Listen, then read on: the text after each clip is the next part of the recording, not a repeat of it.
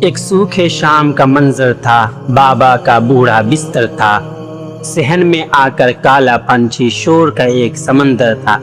بابا نے لرزتے ہاتھوں سے ایک سمت اشارہ کرتے ہوئے پوچھا، بیٹا وہ کیا ہے؟ میں نے روکھے انداز سے کہا، بابا وہ تو کوا ہے۔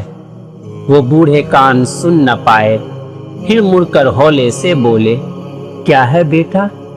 تب ماتھے پر بل آئے تھے، لہجے کے تیور بدلے تھے۔ میں نے کچھ کھینچ کر بولا تھا، کوا ہے وہ کوا بابا۔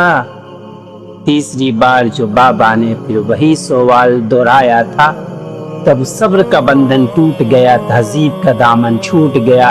میں نے چلا کر جھنجھلا کر کمرے کو سر پر اٹھایا تھا، ایک بات کو کتنی بار کہیں، کوا ہے وہ کوا بابا، اب سنتے کیوں نہیں؟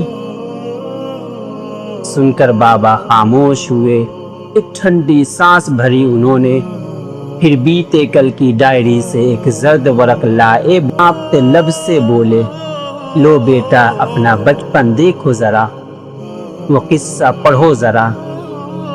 تم 4 برس کے بچے تھے، جذبات کے کتنے سچے تھے، جب صحن میں یہ پنچھی آیا تم نے 100 بار تھا پوچھا، بابا یہ کیا ہے؟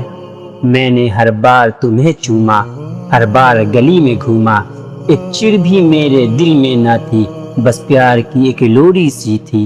تم پوچھتے تھے میں ہنستا تھا، میرا تو جہاں تم میں بستا تھا۔